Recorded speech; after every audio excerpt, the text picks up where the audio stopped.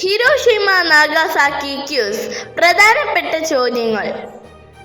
രണ്ടാം ലോക മഹായുദ്ധകാലത്ത് അമേരിക്ക ഹിരോഷിമയിൽ അണുബോംബ് വർഷിച്ചത് എന്നാണ്? ഉത്തരം 1945 ആഗസ്റ്റ് 6. രണ്ടാം ലോക മഹായുദ്ധകാലത്ത് അമേരിക്ക നാഗസാക്കിയിൽ അണുബോംബ് വർഷിച്ചത് എന്നാണ്? ഉത്തരം 1945 ആഗസ്റ്റ് 9. ഹിരോഷിമ നാഗസാക്കി എന്നീ പട്ടണങ്ങൾ ഏത് രാജ്യത്താണ്? ഉത്തരം ജപ്പാൻ. ഹിരോഷിമയിൽ വർഷിച്ച ബോംബിന്റെ പേര് എന്തായിരുന്നു? ഉത്തരം ലിറ്റിൽ ബോയ്. നാഗസാക്കിയിൽ വർഷിച്ച ബോംബിന്റെ പേര് എന്തായിരുന്നു? ഉത്തരം ഫാറ്റ് മാൻ. ഫാറ്റ് മാൻ എന്ന അണുബോംബിന്റെ ഭാരം എത്രയായിരുന്നു? ഉത്തരം 4500 കിലോഗ്രാം. ഹിരോഷിമയിൽ ബോംബ് വർഷിച്ച വിമാനത്തിന്റെ പേര് എന്തായിരുന്നു? ഉത്തരം എനോള ഗേ. ഹിരോഷിമയിൽ ബോംബ് വർഷിച്ച വിമാനത്തിന്റെ പൈലറ്റ് ആരായിരുന്നു? ഉത്തരം പോൾ ഡബ്ല്യു ഡിബറ്റ്. നാഗസാക്കിയിൽ ബോംബ് വർഷിച്ച വിമാനത്തിന്റെ പേരെന്താണ്? ഉത്തരം ബോസ്കർ. നാഗസാക്കിയിൽ അണുബോംബ് വർഷിച്ച വിമാനത്തിന്റെ പൈലറ്റ് ആരായിരുന്നു? ഉത്തരം മേജർ സ്വീനി. രണ്ടാം ലോക മഹായുദ്ധകാലത്ത് അമേരിക്ക ഹിരോഷിമയിൽ അണുബോംബ് പ്രയോഗിച്ചത് ഏതു സമയത്താണ്? ഉത്തരം രാവിലെ 8:15. ജപ്പാനിൽ അണുബോംബ് വർഷിച്ചത് ഏതു രാജ്യമാണ്? ഉത്തരം അമേരിക്ക. അമേരിക്കയുടെ ഏത് തുറമുഖം ആക്രമിച്ചതിന് പകരമായിട്ടാണ് അമേരിക്ക അണ്വായുധം പ്രയോഗിച്ചത്? ഉത്തരം പേൾ ഹാർബർ തുറമുഖം.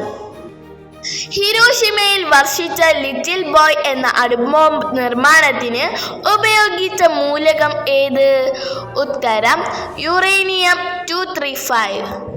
നാഗസാക്കിയിൽ വർഷിച്ച അണുബോംബ് നിർമ്മാണത്തിന് ഉപയോഗിച്ച സ്ഫോടനാത്മക വസ്തു ഏതാണ്? ഉത്തരം പ്ലൂട്ടോണിയം 239. ഹിരോഷിമയിൽ അണുബോംബ് വർഷിക്കാൻ ഉപയോഗിച്ച വിമാനം ഏത് വിഭാഗത്തിൽപ്പെട്ടതാണ്? ഉത്തരം B-29. ഹിരോഷിമയിൽ ആറ്റം ബോംബ് പ്രയോഗിച്ച അമേരിക്കയുടെ B-29 വിമാനത്തിന്റെ ലക്ഷ്യസ്ഥാനം എന്തായിരുന്നു?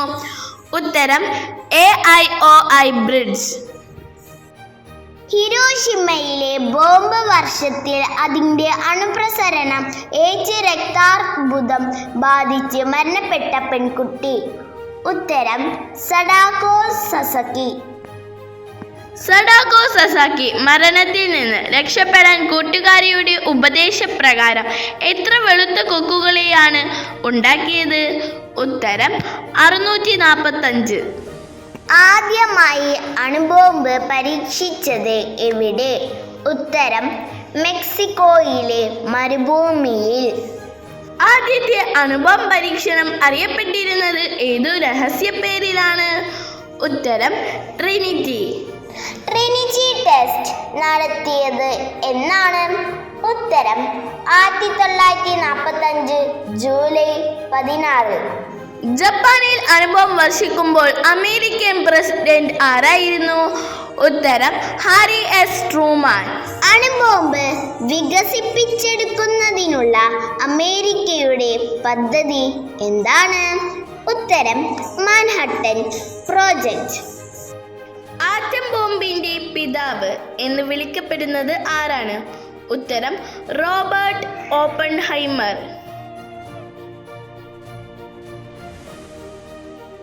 അണുബോംബ് ആക്രമണത്തിന് ഇരയായിട്ടും ജീവിച്ചിരിക്കുന്നവർക്ക് ജപ്പാനീസ് ഭാഷയിൽ പറയുന്ന പേര് എന്താണ്? ഉത്തരം ഹിബാകുഷ.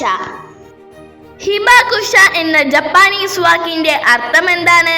ഉത്തരം സ്ഫോടന ബാധിത ജനത. 1000 കൊക്കുകളും ഒരു ശാന്തിപ്രാവും എന്ന ബാലസാഹിത്യ കൃതിയുടെ രചയിതാവ് ആരാണ്? ഉത്തരം പ്രൊഫസർ എസ് ശിവദാസ്.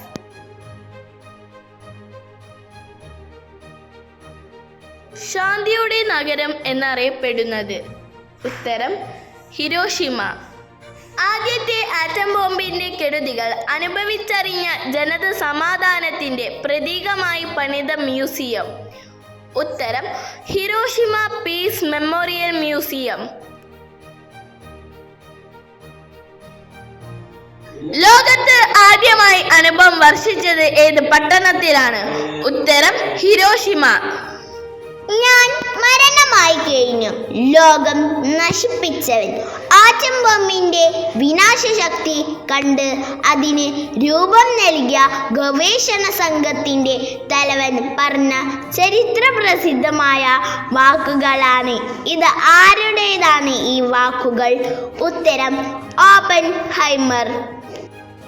രണ്ടാം ലോക മഹായുദ്ധം ആരംഭിച്ച വർഷം ഏതാണ്? ഉത്തരം 1939. ലോകത്ത് ആദ്യമായി അണുബോംബ് പ്രയോഗിച്ച രാജ്യം ഏത്? ഉത്തരം അമേരിക്ക. 1974 മെയ് 18 നടന്ന ഇന്ത്യയുടെ ആദ്യത്തെ അണുവിസ്ഫോടന പദ്ധതിയുടെ രഹസ്യനാമം എന്തായിരുന്നു? ഉത്തരം ബുദ്ധൻ ചിരിക്കുന്നു. ലോകത്ത് ആദ്യമായി ആറ്റം ബോംബ് ഉപയോഗിച്ചത് ഏത് യുദ്ധത്തിലാണ്? ഉത്തരം രണ്ടാം ലോക മഹായുദ്ധം. പുറത്തു പോകൂ ശപിക്കപ്പെട്ടവനെ എന്ന കൃതിയുടെ രചയിതാവ് ആരാണ്? ഉത്തരം സദ്ദാം ഹുസൈൻ. യുദ്ധവും സമാധാനവും എന്ന പ്രശസ്ത കൃതിയുടെ രചയിതാവ് ആരാണ്? ഉത്തരം ലിയോ ടോൾസ്റ്റോയ്.